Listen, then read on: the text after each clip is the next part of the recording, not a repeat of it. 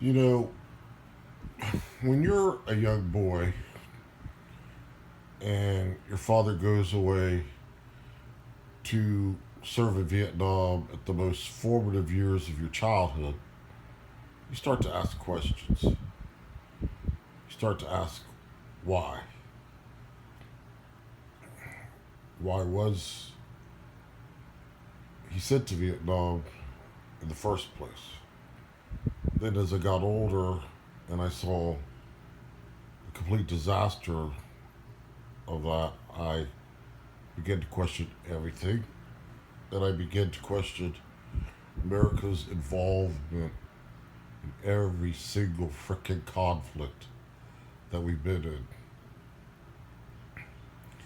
First of all, I see immediately the victims, the young men and women whose only objective is to serve their country or even get a start in life. And that's a good way to get a start in life, it would seem. And then they end up in these theaters of war and see all sorts of horrendous things, experience horrendous things,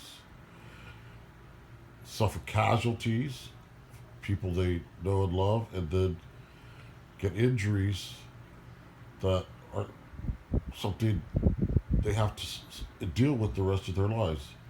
There's also the psychological injuries and scars. And I began to see that they were just playthings in the hands of the manipulators and the chess players and the tyrants. And it makes me sick. And it makes me sick to this day. And it makes me angry to this day. And it makes me want to even take revenge for them, for their sake. We've been so lied to and so deceived. We're still being lied to, so deceived. The theaters of war, don't kid yourself, are already mapped out, already planned. And guess what? Again, there will be all these innocent young men and women, not just from America, but from other nations, that will be victimized and will suffer casualties, injuries, and psychological damage, probably on a scale never before seen.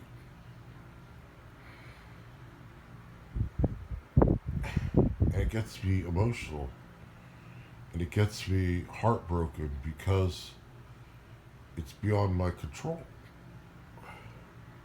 on any level. And I do know this: the God sees it all, the God's ultimately in charge, and that these puppet masters and these chess players and these men at the top are going to pay a terrible, terrible price. I remember, studying history when Truman dropped the atomic bombs on Hiroshima and Nagasaki. Yes, he gave the direct order as America's commander in chief. And all I could think is, man, oh man, oh man, I'm glad I'm not in your shoes on Judgment Day to have made that call. Because you know what? He could justify it saying, oh, well, it saved American lives. Did it really? No, it was all planned again. Guess what?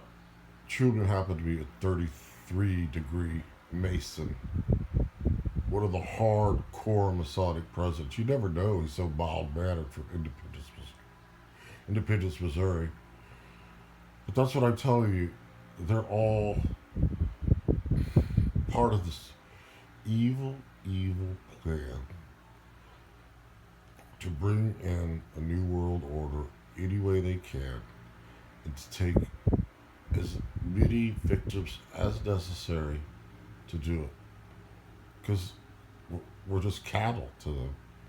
These young men and women who are honorable, and should be treated as heroes are nothing but cattle to them.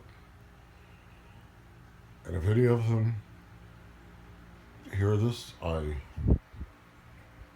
send my heartfelt sympathy to them, knowing that they're victims. And they probably don't even understand or won't want to understand or believe that, but they are. And to the tyrants that are responsible, you will be damned for all eternity.